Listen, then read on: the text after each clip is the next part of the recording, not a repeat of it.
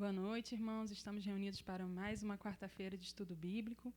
Vamos iniciar esse momento de louvor ao nosso Deus com 2 cânticos. E o primeiro cântico, ele diz que Deus não poupou nem o seu próprio Filho em favor de nós, e Ele nos faz viver em tudo. Vamos ouvir a voz do nosso Deus.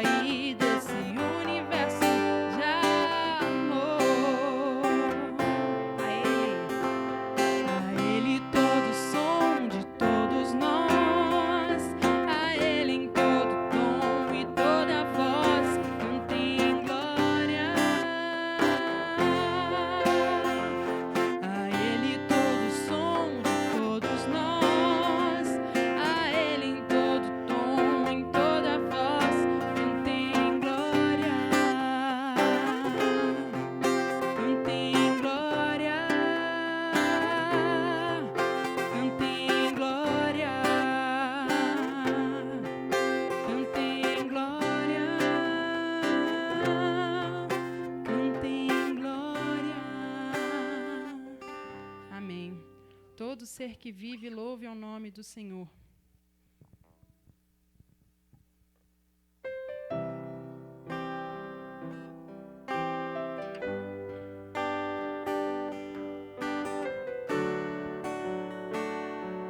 Todo ser que vive, louve o nome do Senhor. Toda criatura se derrame aos seus pés.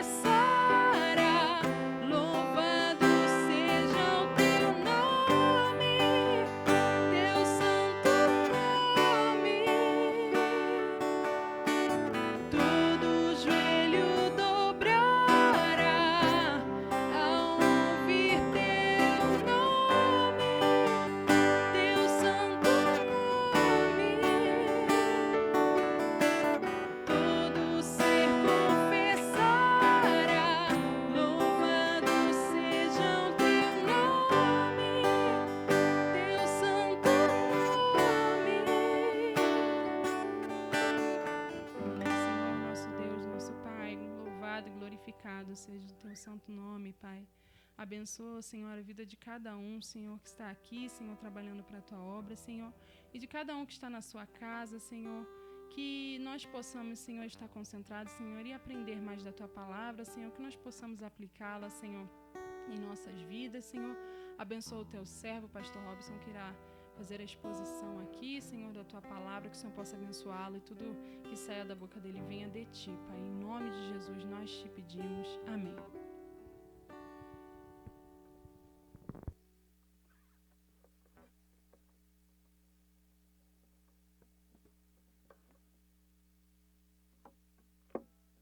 Louvado seja o santo nome do nosso Deus. Boa noite, amados irmãos, a graça e a paz do Senhor Jesus Cristo. Nesse momento nós vamos passar para o estudo, continuar os nossos estudos da confissão de fé, e nessa noite nós vamos ver sobre a questão da queda, o pecado e o castigo, relacionado ao 6º capítulo da confissão de fé. O texto nosso base vai ser Romanos, capítulo 5, verso 12. Se você puder abrir sua Bíblia e acompanhar, porque nós vamos ler alguns outros textos durante essa exposição.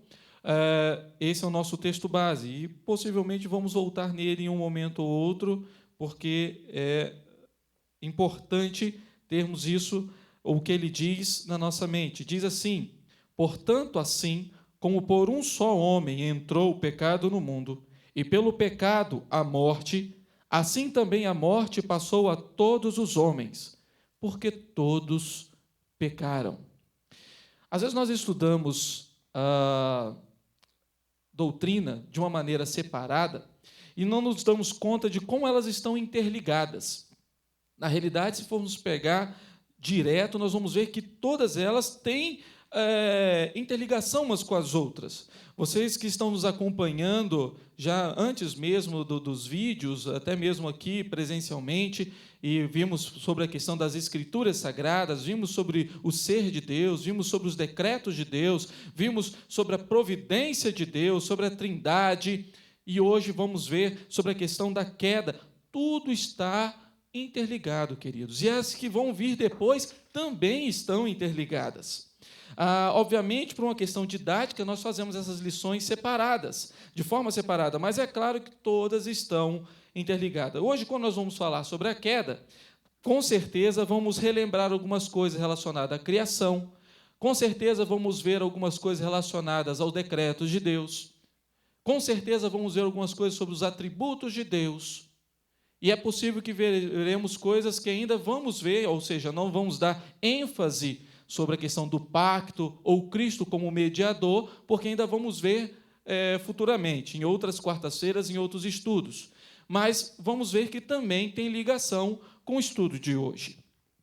Então, vamos observar o texto que nos fala da confissão de fé, que nos fala assim na sua primeira sessão. Nossos primeiros pais, seduzidos pela astúcia de Satanás, pecaram comendo do fruto proibido. Segundo o seu sábio e santo conselho, foi Deus servido permitir este pecado deles, havendo determinado ordená-lo para a sua glória. Talvez você, ouvindo essa exposição, ouvindo essa sessão, você pode se perguntar ou pode lembrar de algumas coisas. Se o homem foi criado santo e sem maldade, por que ele sucumbiu ao pecado? Bom, ele sucumbiu ao pecado porque, como nós vimos anteriormente, quando nós falamos sobre a criação, diferente de Deus, que é imutável, Deus criou o homem de forma mutável. O homem poderia mudar a sua situação e, por isso, havia a possibilidade de pecar. Então, por isso, o homem, ainda que tenha sido criado em perfeita santidade e retidão, poderia sim pecar, havia essa possibilidade, porque a sua vontade era mutável. Mas talvez outra dúvida também pare sobre a sua cabeça, sobre a sua mente: por que Deus permitiu o pecado? Quando nós vemos essa pergunta, quando nós observamos essa pergunta, a gente vê algumas doutrinas dos quais nós vimos antes aqui embutida. Já vimos sobre isso quando nós falamos sobre os atributos de Deus, que também são lembrados aqui. O sábio e santo conselho de Deus. Isso tem a ver com os atributos de Deus, quando nós estudamos sobre o ser de Deus. Também vemos aqui a questão da providência. Quarta-feira passada, principalmente, o pastor Fábio mesmo falou sobre como Deus dirige até mesmo os nossos pecados. Ele está no controle de todas as coisas, inclusive sobre também a questão do pecado. E por isso, Deus também, por sua permissão, dirigiu também essa questão da entrada do pecado. E também vemos sobre a questão do eterno decreto de Deus. Por que houve a questão da queda? Porque foi decretada. Se não tivesse sido decretado, não havia acontecido. Muitas vezes nós queremos uma resposta objetiva e clara, e como se nós tivéssemos o conhecimento de tudo, nós não temos condições de responder, talvez não satisfatoriamente para alguns. Deveríamos nos satisfazer com a resposta que nós temos segundo as Escrituras Sagradas, segundo aquilo que a revelação de Deus nos traz. Mas, às vezes, queremos saber mais do que nos é permitido. Mas a única coisa que nós sabemos e devemos nos alegrar nisso é que, se aconteceu, é para o louvor e para a glória do nosso Deus. Deus, em sua sabedoria infinita, permitiu que o pecado entrasse no mundo para a sua glória. Às vezes é difícil da gente entender uma situação dessa, né? Se a gente observar o texto mesmo de Romanos, capítulo 5, o verso 20 e o verso 21, diz assim: sobreveio a lei para que avultasse a ofensa, mas onde abundou o pecado, superabundou a graça. Sobreveio a lei. Mas a lei não veio lá com Moisés? Não, já havia uma lei específica para o homem. Deus tinha falado com o homem: olha, se você obedecer, você vai ter vida. Se você desobedecer, vai ter morte. Você pode comer de todas as árvores que estão no jardim, todo o fruto dessas árvores você pode comer, mas do fruto da árvore do conhecimento do bem e do mal você não vai comer, porque se você comer, você vai morrer. Era uma lei, era uma condição, e o homem deveria, sim, obedecê-la. Continua o texto: a fim de que, como o pecado reinou pela morte, assim também reinasse a graça pela justiça, para a vida eterna, mediante Jesus Cristo, nosso Senhor. Ou seja, no final das contas, nós podemos ter a certeza de que tudo foi para a glória de Deus. No final das contas, tudo vai redundar em glórias a Deus. Por isso, Deus assim permitiu a queda. O que nós aprendemos aqui nessa primeira sessão é que o homem é responsável por seus atos. Deus não fez o homem pecar, o homem pecou porque ele quis pecar. Fazemos o que fazemos porque queremos o que queremos. Eu ouvi essa expressão num curso, numa conferência que fui, e isso ficou gravado na minha mente. E eu sempre lembro disso quando eu vejo alguma coisa relacionada a isso. Somos responsáveis pelos nossos atos. Deus criou o homem em perfeita santidade, mas ele cedeu à tentação e deixou que a cobiça tomasse conta do seu coração. Ele poderia ter clamado a Deus, falado: Deus, tira essa serpente daqui. Mas ele não fez. Ele deu ouvidos a Satanás e pecou. Aprendemos também, meus queridos, que mesmo diante de tal tragédia, de tamanha tragédia, Deus é soberano sobre todas as coisas. Ele não foi pego de surpresa. Se a queda aconteceu, é porque estava no eterno decreto dele. Até mesmo o pecado estava sob o controle soberano de Deus. E ainda que nós não saibamos o porquê completamente, nós devemos entender que tudo acontece para a sua glória. Isso não significa dizer que eu e você agora estamos liberados para pecar. E muito menos de que Deus é o responsável pelo pecado. O homem é responsável pelo seu pecado. E nós que somos salvos por meio de Jesus Cristo, devemos evitar o pecado na nossa vida. Devemos lutar contra a nossa velha natureza, e vamos falar disso um pouquinho mais para frente, em uma outra sessão. A segunda sessão nos diz da seguinte maneira: por este pecado, eles decaíram da sua retidão, original e da comunhão com Deus, e assim se tornaram mortos em pecado e inteiramente corrompidos em todas as suas faculdades e partes do corpo e da alma. Se na primeira sessão nós vimos a origem, quando o homem pecou, comendo do fruto que tinha dado como ordem para ele não comer, aqui nós vemos a consequência do pecado. Nós encontramos aqui o que nós chamamos da depravação total. O homem foi criado em perfeita santidade, em perfeita retidão, tinha perfeita comunhão com Deus. A partir do momento que o homem pecou, ele se tornou morto espiritualmente. A maior perda, a principal consequência do pecado do homem foi a perda da comunhão com Deus, a separação de Deus, que o tornou morto espiritualmente. Agora o homem está todo corrompido. Isso significa, queridos, que todas as partes do corpo, ou todas as partes da nossa intelectualidade, a nossa criatividade e as nossas emoções, tudo foi corrompido pelo pecado. A parte de Cristo, nós não conseguimos fazer qualquer coisa que seja agradável a Deus. Isso aqui, obviamente, nós vamos ver mais para frente, como eu falei, estão tudo interligado. Quando a gente estudar sobre as boas obras, isso aqui é muito importante. Eu gostaria que você prestasse atenção nisso. A parte de Cristo, nós não conseguimos fazer qualquer coisa que seja agradável a Deus, ainda que humanamente possa parecer bom, a parte de Cristo, as nossas atitudes, as nossas ações, mesmo que sejam consideradas boas, são trapo de imundícia diante de Deus. Mas nós vamos ver isso quando formos estudar sobre as boas obras. O que nós precisamos entender agora é que o pecado fez com que as nossas ações, a parte de Cristo, não sejam agradáveis a Deus. Todo o pensamento, toda a conduta do homem foi afetado pelo pecado.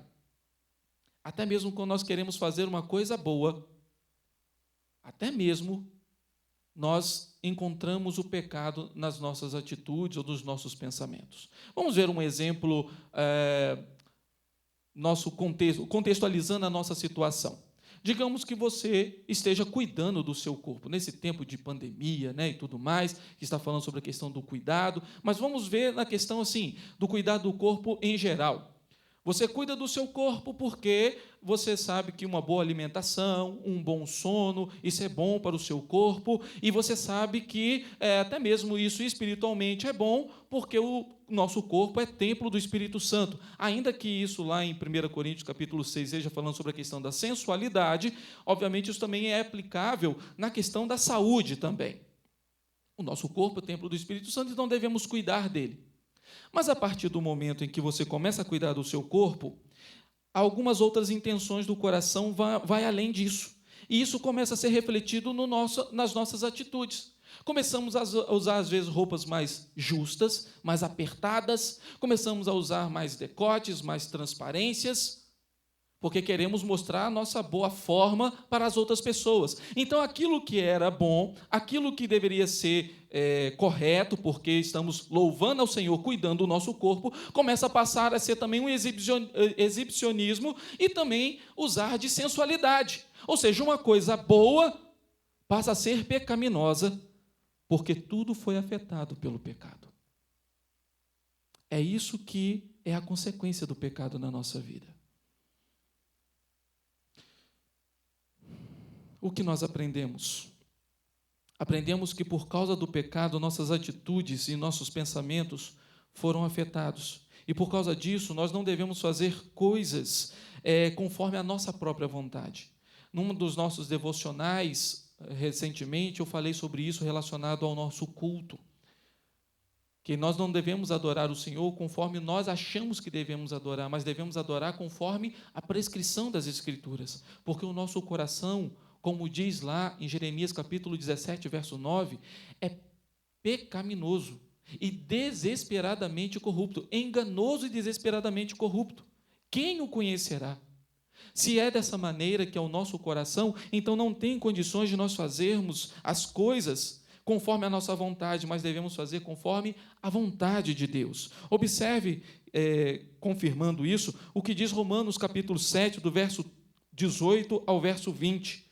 Porque eu sei que em mim, isto é, na minha carne, não habita bem nenhum, pois o querer o bem está em mim, não porém o efetuá-lo. Porque não faço o bem que prefiro, mas o mal que não quero, esse faço. Mas se eu faço o que não quero, já não sou eu quem o faz, e sim o pecado que habita em mim. Também, Romanos capítulo 3, do verso 10 ao verso 12, diz assim, isso contextualizando também o Salmo, como está escrito, não há justo, nenhum sequer, não há quem entenda, não há quem busque a Deus. Todos se extraviaram, a uma se fizeram inúteis. Não há quem faça o bem, não há nenhum sequer. Essa é a consequência do pecado. Com a separação de Deus, com o pecado, houve a separação de Deus. Nos tornamos mortos. E se não for por Jesus Cristo, nós vivemos dessa maneira, sem fazer bem algum. Amados irmãos, precisamos entender essas consequências, porque isso se estende ainda a nós que somos salvos por meio de Jesus Cristo. Vamos ver isso também um pouco mais para frente. Vamos ver que, ainda que sendo regenerados, ainda sofremos com a presença do pecado. E se não for por meio de Jesus Cristo, fazemos as nossas coisas, se fizermos por nossa própria vontade, vamos pecar contra Deus. A terceira seção diz da seguinte maneira: sendo eles o tronco de toda a humanidade, o delito dos seus pecados foi imputado a seus filhos, e a mesma morte em pecado, bem como a sua natureza corrompida, foram transmitidas a toda a sua posteridade, que deles procede por geração ordinária.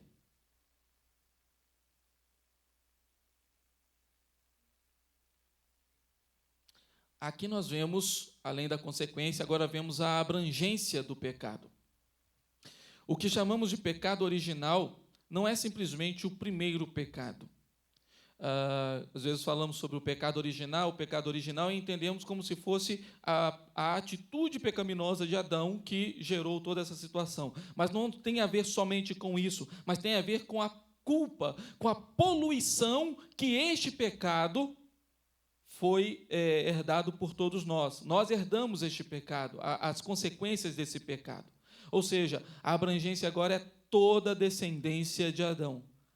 Todos nós fomos contaminados com a poluição e a culpa deste pecado. Então, o pecado original tem a ver com isso, não somente o ato pecaminoso, mas com a poluição e a culpa que também herdamos deste pecado. Nós não somos pecadores porque pecamos. Nós pecamos porque somos pecadores. Às vezes você acha, se perguntar a você, por que você é pecador? Porque eu peco. Não. Você peca porque é pecador. O salmista, no Salmo 51, verso 4, ele expressa: eu nasci na iniquidade, e em pecado me concebeu minha mãe. Talvez você tenha uma criancinha de colo aí na sua casa. Talvez você olhe para ela como se fosse inocente, como se fosse sem pecado. Mas não é bem assim. Ela já nasceu pecadora. Ela já nasceu em pecado. Ela já tem o pecado no seu coração. Talvez você, não, mas a criança tem o estado da inocência e tudo mais. Não. Ela já nasceu em pecado. Quando Adão pecou, ele quebrou o pacto com Deus. Ele era o nosso representante federal. Por isso a humanidade, ou seja, todos os descendentes dele, já nasceram nesse contexto de rompimento do pacto. Todos nós já nascemos em pecado. Adão foi criado perfeito e com plenas condições de cumprir com o pacto que havia sido feito. E ele seria o pai comum de toda a raça humana. Por isso, isso se torna justo que ele fosse o nosso representante. Sendo assim, também é justa a nossa atual condição. Amados irmãos, é interessante o termo que a confissão usa de geração ordinária. Por que a confissão de fé usa isso? Para fazer uma diferença de nós, que nascemos de uma concepção, de um relacionamento, de uma relação que é comum, e a concepção de Cristo. Nós somos a geração ordinária porque nascemos da relação comum, né, de uma concepção comum entre a ovulação, a fecundação do óvulo e tudo mais. E isso faz uma diferença de Cristo, porque Cristo não foi dessa geração ordinária. Cristo teve uma geração extraordinária. Ainda que ele tenha sido nascido de mulher, ainda que ele tenha sido concebido por Maria, mas ele foi uma obra do Espírito Santo agindo em Maria.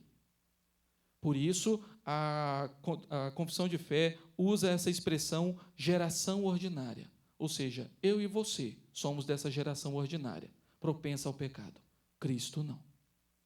Cristo foi uma geração extraordinária. Então, o que nós aprendemos aqui? Aprendemos, primeiramente, que todo homem é pecador, por causa do nosso representante federal, Adão.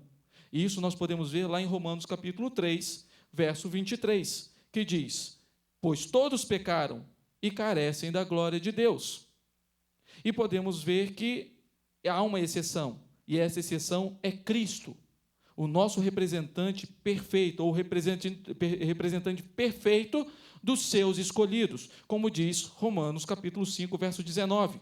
Porque como pela desobediência de um só homem, muitos se tornaram pecadores, assim também, por meio da obediência de um só, muitos se tornarão justos. Mas eu não vou entrar nos detalhes dessa representatividade, porque para não dar spoiler de outras lições que nós vamos aprender futuramente, né? Não vamos enfatizar essa questão dessa representatividade, porque isso tem a ver com outros estudos que vamos ver mais para frente sobre o pacto, sobre Cristo como nosso mediador. Vamos ver isso futuramente. Mas entendamos que Adão, o representante federal do homem, pecou, e por causa disso toda a humanidade pecou. Somos pecadores e carecemos da glória de Deus. Essa é a abrangência do pecado. A quarta sessão nos traz a seguinte coisa, o seguinte texto: desta corrupção original, pela qual ficamos totalmente indispostos, adversos a todo bem e inteiramente inclinados a todo mal, é que procedem todas as transgressões atuais. Vemos aqui uma complementação da sessão anterior. Ainda está falando sobre a abrangência do pecado. O resultado do pecado original. Todos os filhos dos homens, independente de onde nasceram, condição social, instrução ou qualquer outra coisa, são pecadores. São pecadores, desde o seu nascimento. No entanto, o nosso coração, por causa disso, é mau, é pecaminoso. Já vimos isso quando eu citei aqui Jeremias, capítulo 17, verso 9. E é dessa mazela do coração que vem do nosso coração que vem todas essas mazelas que nós cometemos no nosso dia a dia. Vamos lá em Mateus capítulo 15, verso 19. Mateus 15, verso 19, vai nos dizer assim: porque do coração procedem maus desígnios, homicídios, adultérios, prostituição, furtos, falsos testemunhas, blasfêmias, do coração. Por causa do pecado original, isso fez com que as nossas transgressões atuais são fruto desse pecado original. Ainda que Adão não tenha cometido alguns desses pecados aqui, talvez, pode ser que não, mas eles são frutos dessa contaminação por causa deste pecado. Podemos ver isso, queridos, ainda que o pecado original procede dos pecados atuais, nós somos responsáveis pelos nossos próprios pecados. Talvez você fale assim, por que Adão pecou e tal? Tudo bem, o nosso pecado atual tem a ver, obviamente, procede do pecado que Adão cometeu, é verdade. Mas nós não pagamos ou sofremos o castigo específico do pecado de Adão. Tem também a ver, claro, mas também há a questão do nosso pecado atual.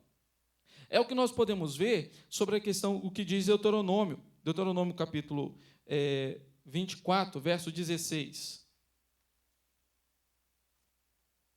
Observamos o que na lei já vem dizendo sobre a questão de, às vezes você acha aí sobre a questão da hereditariedade, maldição hereditária e essas coisas todas. Esse texto aqui, ele vem quebrar essa questão de que maldição hereditária, essas coisas, porque ele diz assim: os pais não serão mortos em lugar dos filhos, nem os filhos em lugar dos pais. Cada qual será morto pelo seu pecado. Essa daqui era a lei nesse tempo, e o filho não ia pagar pelos pecados do pai, nem o pai pagar pelos pecados do filho. Cada um ia ser responsabilizado pelo seu próprio pecado. Hoje, sofremos, sim, com as consequências do pecado original? Sim. Mas seremos julgados pelos nossos próprios pecados. Observe o que aconteceu lá ainda, bem no início. Adão, não há relato nenhum de que ele tenha matado alguém. Nas Escrituras, pelo menos, não fala que ele matou alguém, alguma pessoa, um descendente dele, ou qualquer outra coisa. Mas Caim fez. Caim matou o seu próprio irmão. Ainda que o pecado de Caim seja uma consequência da poluição do pecado do seu pai, do pecado de Adão, como representante da humanidade, Caim foi responsável pelo pecado dele. A culpa era de Caim e não de Adão. Deus responsabilizou Caim e não responsabilizou Adão pelo pecado de Caim. É o que nós podemos ver lá no início, no capítulo 4 de Gênesis. Por isso, meus amados irmãos, às vezes você quer se desculpar por causa do pecado dos outros, na realidade, isso não existe. Lamentações de Jeremias, capítulo 3, verso 39, diz: por que, pois, se queixa o homem vivente? Queixe-se cada um dos seus próprios pecados. Tiago, capítulo 1, versos 14 e 15,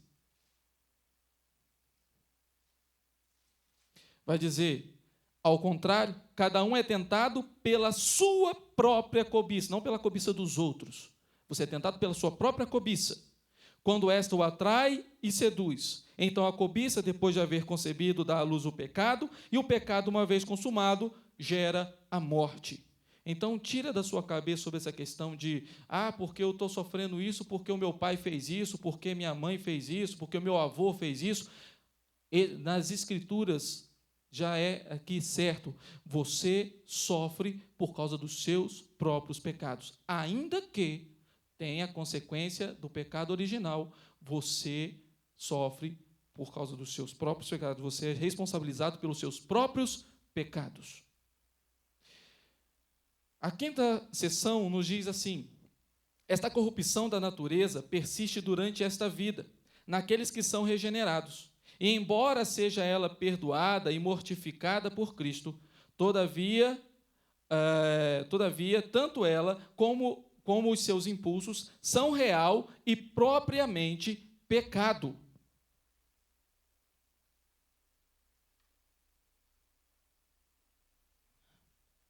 O que nós vemos aqui? Ainda que sejamos regenerados e justificados em Cristo, isso não nos isenta de pecar. Não nos isenta. A velha natureza tenta emergir o tempo todo, a todo instante. Gálatas 5, verso 17, vai nos mostrar justamente isso. Gálatas 5, verso 17 diz: porque a carne milita contra o espírito e o espírito contra a carne, porque são opostos entre si, para que não façais o que porventura seja do vosso querer. É uma luta constante. Nós lutamos contra o pecado todo dia e o dia todo. É uma luta constante. Aquele que acha que porque é salvo por meio de Jesus Cristo está isento de pecado, está se enganando. 1 João, capítulo 1, vai nos mostrar justamente essa questão. Se dissermos que não temos pecado nenhum, a nós mesmos nos enganamos, e a verdade não está em nós. Se confessarmos os nossos pecados, Ele é fiel e justo para nos perdoar os pecados e nos purificar de toda injustiça. Se dissermos que não temos cometido pecado, fazemo-lo mentiroso, e a sua palavra não está em nós. Então, se alguém chegar para você e falar assim, hoje eu não pequei, já tem uma semana que eu não peco, ou ele não conseguiu entender o pecado, ele não consegue entender a natureza do pecado, ou então está enganando a si mesmo, querendo dizer uma coisa que até mesmo ele sabe que não é verdade. Os impulsos da velha natureza são reais e são caracterizados como pecado, porque já revelam a intenção do coração. É um perigo, queridos, que nós precisamos tomar o cuidado. Preste atenção nisso. Jesus ensinou isso no Sermão do Monte. Ainda que, às vezes, a gente acha que o pecado foi na hora que o fruto foi consumido por Adão e por Eva. Não foi. O pecado já estava no coração deles, quando o orgulho entrou no coração deles, querer ser como Deus entrou no coração deles, ali já começou a ação pecaminosa, o coração já estava maldoso. O comer do fruto só, como disse Tiago lá no capítulo 1, verso 15, ele só consumou aquilo que o coração já estava cheio. O pecado já estava no coração, tanto de Eva quanto de Adão. Por isso consumiram a fruta. E quando consumiram, assim consumaram também o pecado. Amém? Devemos entender sobre essa questão desses impulsos também como pecado. O Senhor Jesus nos ensina lá que, ainda que eu não tenha me deitado com nenhuma outra mulher que não seja minha esposa, o fato de eu olhar para uma outra mulher e a desejar, eu já pequei. A intenção do meu coração já é pecaminosa. Eu já pequei. Ainda que eu não tenha matado ninguém, se eu odiei alguém, eu já matei essa pessoa no meu coração. A intenção do coração é tão pecado quanto a ação pecaminosa. Por isso, os impulsos são reais e propriamente pecado, como diz o texto da confissão de fé. Mas graças a Deus, queridos, que nós não lutamos com as nossas forças. Nós devemos lutar contra o pecado e lutamos contra o pecado todos os dias, o dia todo, como eu já falei. Mas as armas que nós usamos não são as nossas, porque nós somos propensos ao pecado. Se deixarmos a nossa própria vontade, como diz Romanos capítulo 1, vamos pecar e pecar e pecar. Mas louvado seja o nome do Senhor, que o Senhor, nosso Deus, disponibiliza as armas dele em nosso favor. Por isso, 2 Coríntios, capítulo 10, versos 4 e 5, diz assim: porque as armas da nossa milícia não são carnais, e sim poderosas em Deus, para destruir fortalezas, anulando nós sofismas e toda altivez que se levante contra o conhecimento de Deus, e levando cativo todo pensamento. Pode ver que não é a atitude, mas ao pensamento, já começa no pensamento. Levando cativo todo pensamento à obediência de Cristo. Louvado seja o nome do Senhor, que disponibiliza suas armas espirituais para que possamos vencer o pecado no nosso dia a dia. Amados irmãos, chegamos aqui à nossa última sessão, a sessão de número 6.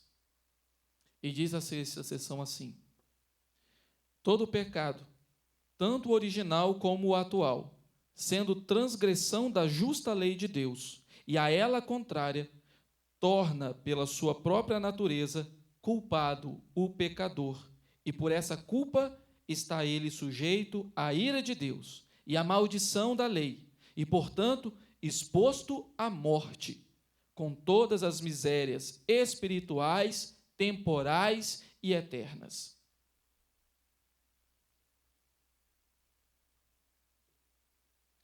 Nós bem sabemos que o salário do pecado é a morte.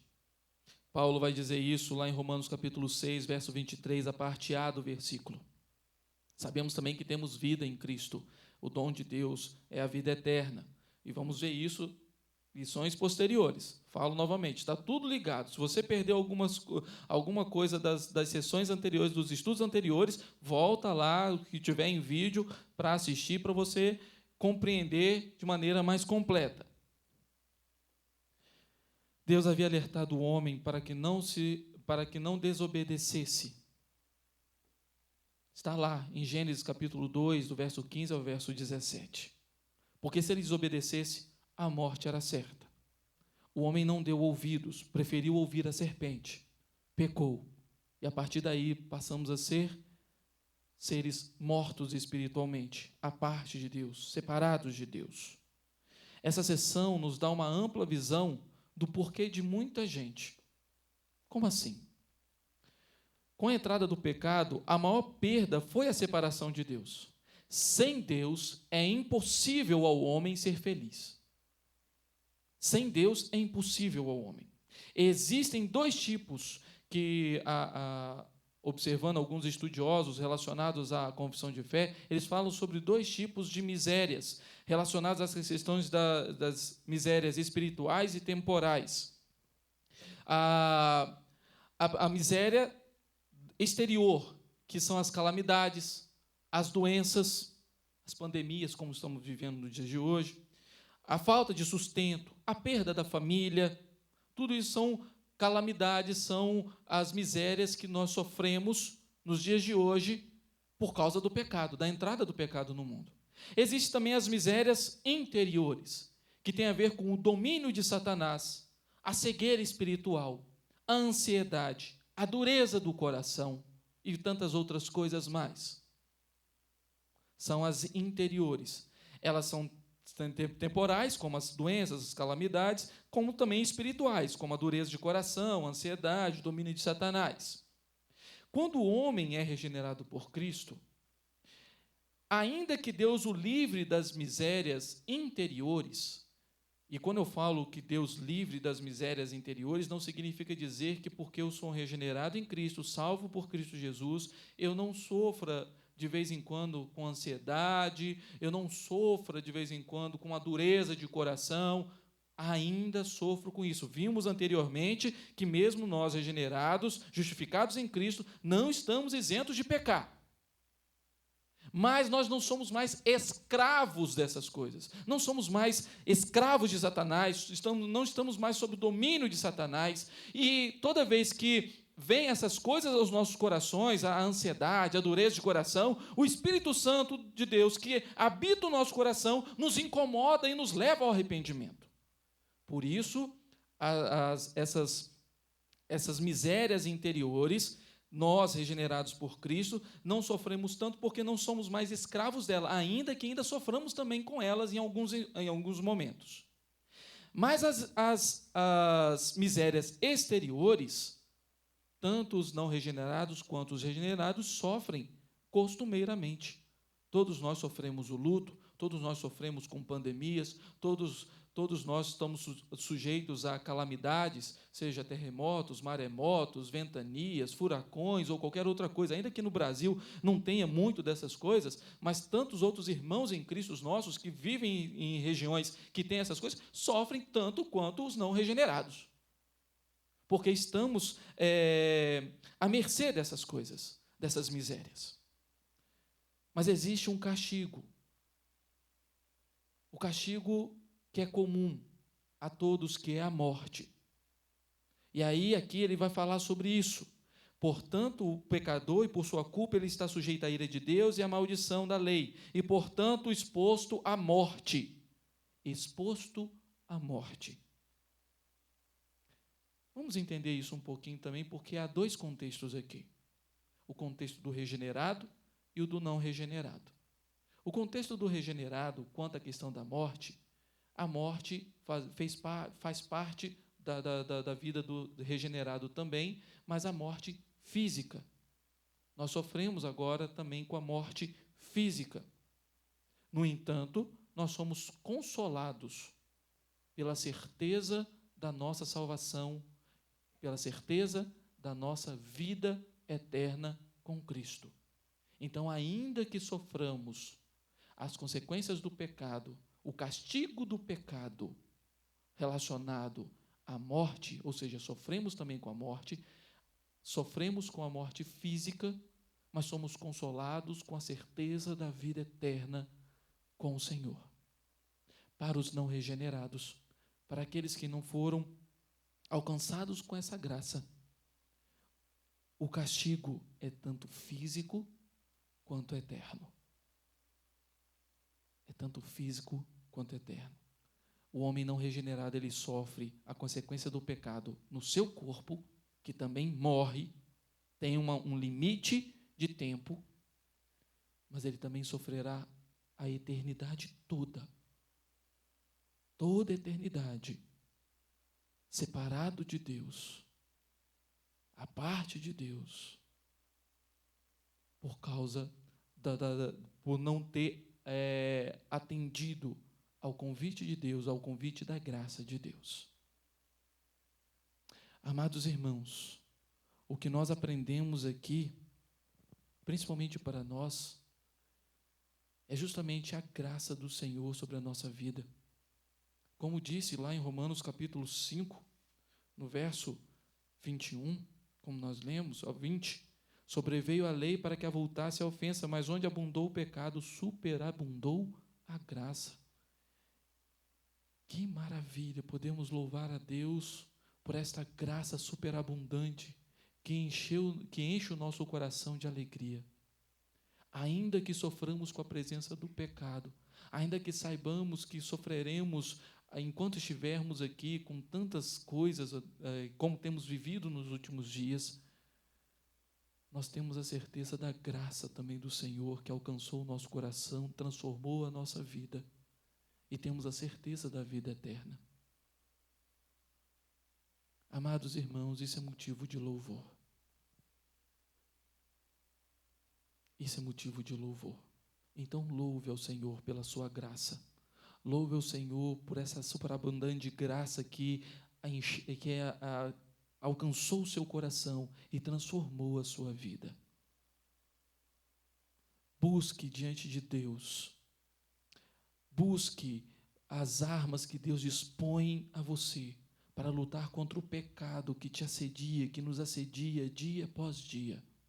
Todos os dias, o dia todo. Busque no Senhor. Reconheça que você é pecador e que carece da glória de Deus. A maior lição que nós tiramos daqui é reconhecermos quem nós somos. Nós somos miseráveis pecadores. Nós não somos perfeitos como perfeito é o nosso Deus. Nós somos pecadores. A nossa perfeição vem, ou somos declarados justos, a nossa justiça, a nossa santidade está em Cristo. A parte de Cristo, nós não somos mais do que miseráveis pecadores condenados à morte. Mas em Cristo, louvado seja o nome do Senhor pela sua graça, temos a certeza e somos consolados com a certeza da salvação. Então reconheça quem você é, quem Deus é. Reconheça que a parte dele você estaria condenado e louve ao Senhor pela sua graça abundante na sua vida, superabundante. Medite nisso, amados irmãos. Oremos nesse instante. Ó Deus bendito, adoramos o Senhor na beleza da sua santidade, ó Deus. Adoramos pela sua abundante, superabundante graça na nossa vida. Que ainda, ó Deus, que fôssemos considerados como seus inimigos, o Senhor, pela sua superabundante graça, nos fez amigos do Senhor, filhos do Senhor. E ainda que soframos com a presença do pecado, ainda que soframos por causa da morte física que todos nós passaremos, nós temos a certeza que viveremos eternamente com o Senhor. E somos consolados por essa certeza, por essa promessa gloriosa. Pai bendito, louvamos o Senhor nessa noite, porque o Senhor é bom e a sua misericórdia dura para sempre. E nós temos sido alvo da sua misericórdia dia após dia. Louvamos o Senhor porque o Senhor tem nos protegido. O Senhor tem disponibilizado as armas do Senhor para que possamos vencer no nosso dia a dia. Nós louvamos o Senhor porque o Senhor disponibiliza a sua armadura. Nós louvamos o Senhor porque em Ti temos a certeza que somos mais que vencedores. Louvamos o Senhor, em nome do Senhor Jesus. Amém. E que a graça do Senhor Jesus Cristo, o amor de Deus, nosso eterno Pai, e a comunhão do Espírito Santo seja sobre todo o povo de Deus, espalhado por toda a face da terra, hoje e para todos sempre. Amém. Que Deus os abençoe, irmãos, e a graça do Senhor enche o seu coração de alegria por saber que Ele fez, pela sua superabundante graça, com que nós fôssemos reconciliados com Ele e vivemos dessa maneira. Amém.